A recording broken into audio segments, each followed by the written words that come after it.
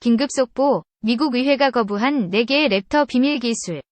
한국이 깜짝 공개 CNN, KF-21. 무조건 J-20 이긴다. 해외 반응, 중국 반응. 한국 방산업체 관계자가 미국 첨단 전투기와 미사일 드론 등을 제어하는 기술을 빼돌린 혐의로 미국에서 기소된 것으로 확인됐다. 미국의 소리, VOA. 방송은 8일, 현지 시각. 두 곳의 미국 방산업체로부터 취득한 기밀 정보를 한국으로 빼돌린 혐의로 한국 방산업체 임원 박모 씨가 미 법원의 확정 판결을 앞두고 있다고 보도했다. 본지가 입수한 박 씨의 기소장에 따르면 박 씨는 2007년 9월까지 미국의 A 방산업체에서 전투기의 무장체계 소프트웨어 시스템을 개발했다. 또 2007년 10월부터 2008년 10월까지 B 방산업체에선 미사일 등과 관련한 소프트웨어 개발 업무를 했다. 이후 박 씨는 2011년 한국으로 돌아왔다. 박 씨가 관여했던 미국 방산업체의 기술은 기밀사항으로 미국 이외로 가져나갈 수 없는 것이었다. 미 검찰은 박 씨가 빼돌린 기술이 미사일과 로켓, 어뢰, 폭탄을 제어하고 비행기의 정렬과 관련된 기술이라고 설명했다. 과거 한국 언론들은 박 씨와 관련한 기사에서 미국에서 전투기 등을 전문적으로 생산하는 록히드 마틴과 레이시온, 보잉 등에서 근무했다고 보도하기도 했다.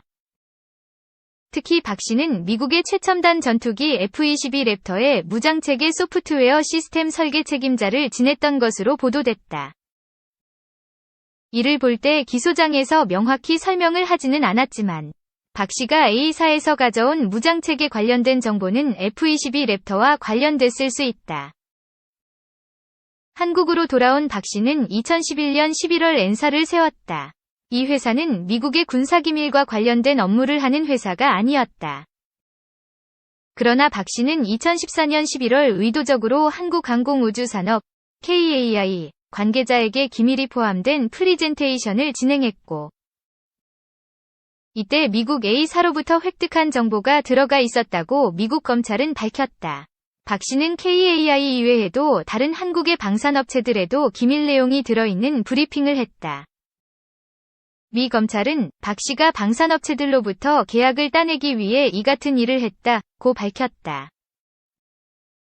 박 씨는 지난해 8월 미 수사당국에 체포돼 지난달 12일 법원에서 미국의 무기수출통제법과 국제무기거래규정 위반한 혐의를 인정했다. 박 씨가 인정한 혐의는 최대 20년이 구금형과 최대 $100만 벌금형에 처해질 수 있다.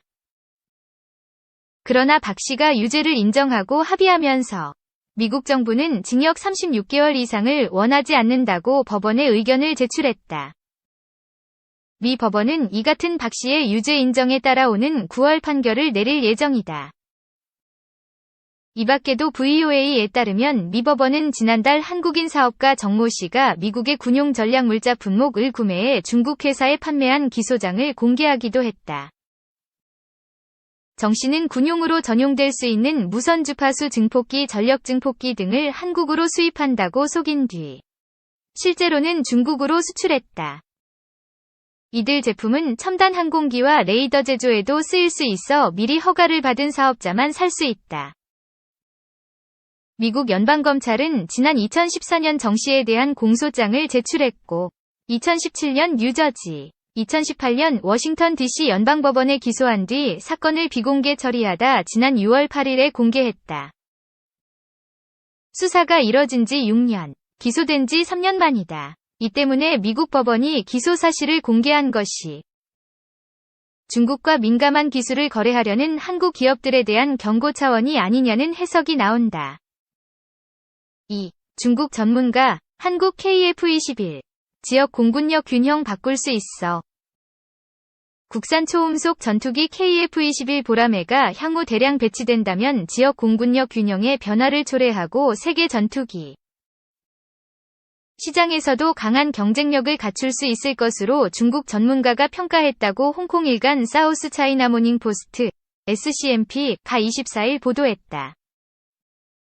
SCMP는 우선 4.5세대 전투기인 KF-21이 완벽한 스텔스 기능을 갖춘 5세대 전투기 수준에는 못 미친다고 평가했다. 구체적으로는 동체 내부가 아닌 외부에 무장을 다는 등 스텔스 성능이 제한적인 것으로 보이고 장착 엔진인 미국산 F414G2400K 역시 5세대 전투기의 기동 요구를 충족하기에는 부족해 실전 배치된 5세대 전투기인 미국의 F-22, F-35나 중국의 J-20, 러시아의 Su-57과 비교해서는 명백한 약점을 갖고 있다고 지적했다. 그러나 KF-21이 능동 전자주 사식 이상 배열, AESA, 레이더와 적외선 탐지 추적 시스템 등 향상된 항전 장비를 탑재하고 공대공 공대지 미사일을 장착할 수 있어 현대화된 4세대 전투기 또는 4세대 이상의 전투기가 될 자격이 충분하다고 분석했다.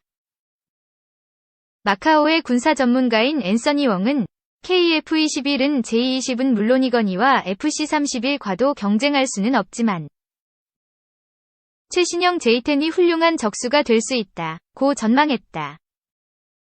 젠, -20이라고 불리는 J-20은 중국군이 미국의 최고 성능 전투기인 F-22와 맞대결을 가정해 개발해 실전 배치한 스텔스 전투기다. 또한 J-20보다 작고 성능이 다소 약한 스텔스 FC-31은 미국의 F-35처럼 경제성이 있는 대량 배치형 스텔스 기종으로 개발 중인 전투기다. 중국군이 2005년 배치한 4세대 전투기인 J-10은 통상 미국과 서방 국가들의 F-16과 동급으로 분류된다. 웡은 KF-21 위 성능이 좋다면 한미 군사동맹을 고려할 때 중국에 일정한 위협이 될 수 있다. 면서 향후 국제 시장에서 KF-21 보라매가 중국이 수출을 염두에 두고 개발 중인 FC-31과 직접적 수출 경쟁을 벌일 가능성이 있다고도 전망했다. 3. KF-21 별로던데? 한국한테 자존심 상한 중국이 공개한 차세대 전투기. 지난달 19일 국산 첫 초음속 전투기 KF-21 보라매의 초도 비행 성공은 국내외의 폭발적인 반응과 함께 많은 것을 시사했다. 4.5세대 전투기를 자체 기술로 개발했다는 사실 자체가 해외 방산업계 관계자들을 놀라게 했고 국내에서도 기술력을 입증해낸 연구진을 향해 찬사가 쏟아졌다. 특히 KF-21 전력화가 동북아 공군력 균형을 바꿔놓을 수도 있다는 추측이 나왔는데 한 홍콩 매체는 KF-21의 성능이 좋다면 한미 군사동맹을 고려할 때 중국의 위협이 될 수 있다 라고 언급했다. 그리고 이에 발끈한 건지 이후 중국 SNS에선 차세대 스텔스 전투기 비행 영상이 공개되었다.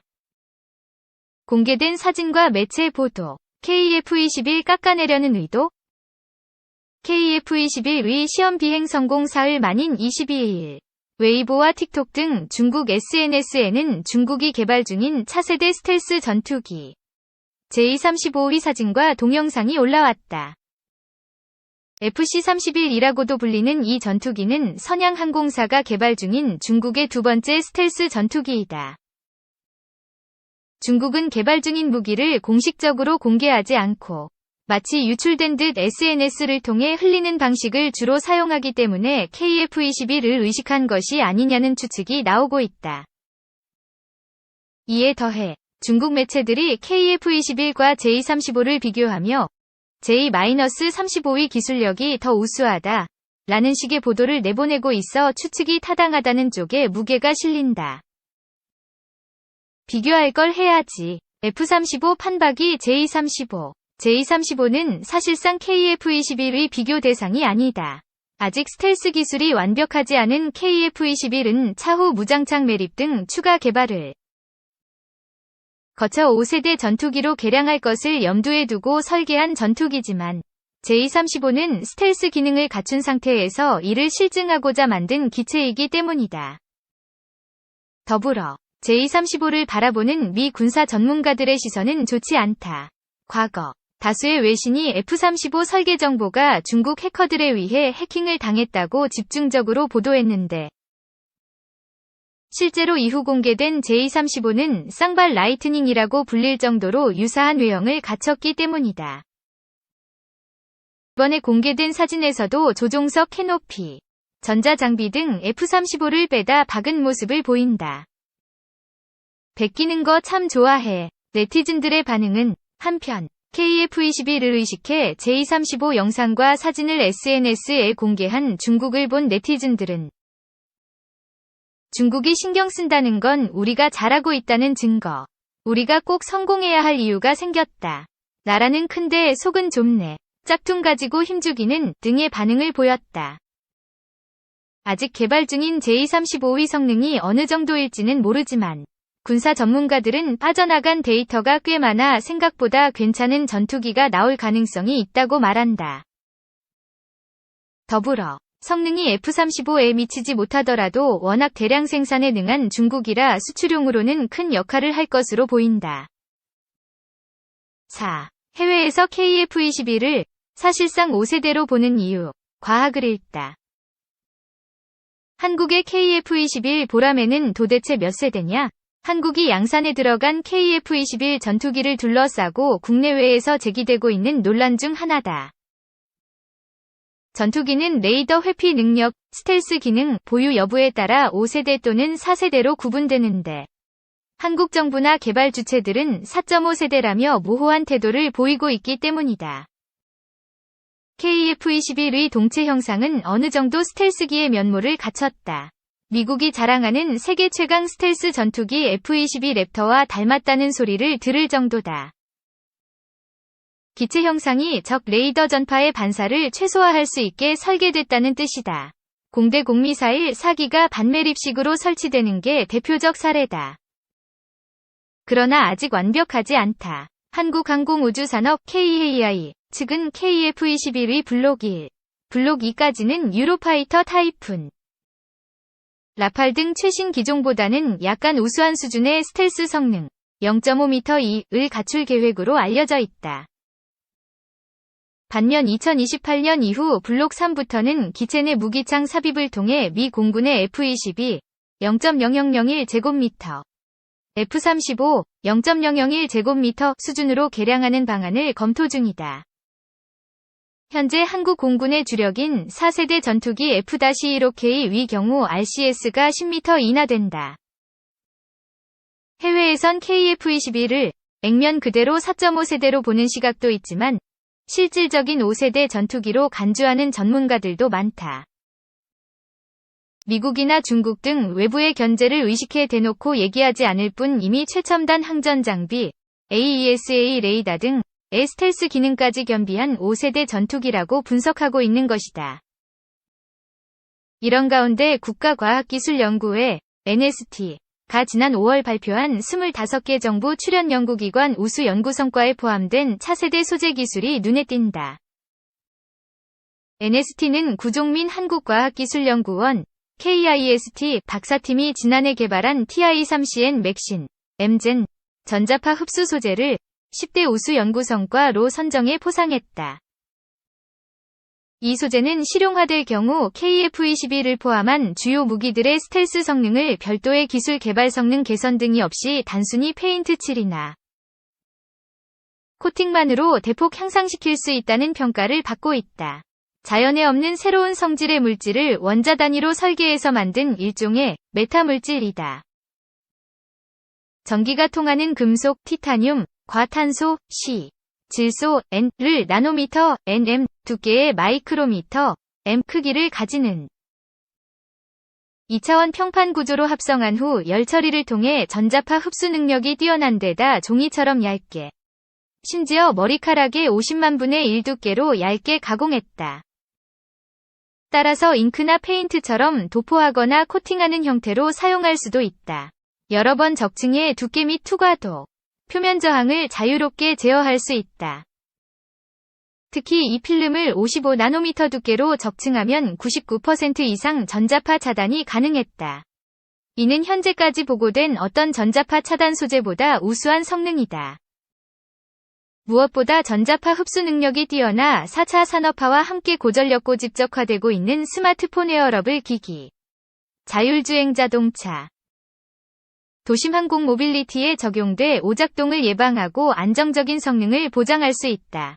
특히 전함, 전투기, 탱크 등 군사 장비에 적용할 경우 스텔스 성능을 극대화할 수 있다. 한국은 KF-21은 물론 차세대 전차 K3나 차세대 구축함 KDDX 등의 스텔스 기능을 도입할 것으로 알려져 있다. 연구 개발에 따라 기존 전투 자산들에도 저피탐 능력을 부여할 수도 있다. 유사시 북한의 핵투사 등에 따른 EMP, 전자기펄스 공격에 대응할 고정형 전자파 방호 구조물에도 활용하는 방안도 이미 연구 중이다. 구 박사는 아시아경제와 통화에서 현재 EMP 및 전자파 차폐 능력과 관련해 빠른 실용화를 위해 후속 연구를 진행 중이라며 관련 당국과도 협력하고 있다고 설명했다.